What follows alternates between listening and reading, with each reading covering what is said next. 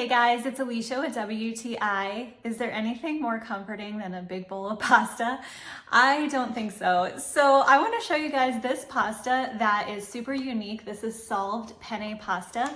And this stuff is amazing because this has 48% fewer calories and net carbs than standard pasta. So if you are someone who is trying to watch their carbohydrate intake for different lifestyle changes or maybe dietary restrictions, then this is such a great option because not only does it have the fewer carbs, the high fiber, it also tastes good, and that's most important. And I've got to be honest, when I saw low-calorie pasta, I was a little bit worried about how it would taste, but I was really pleasantly surprised. This pasta is just like any other pasta. It cooks up just exactly the same, and I found that it had a really nice flavor. There was no real difference between this and a regular pasta.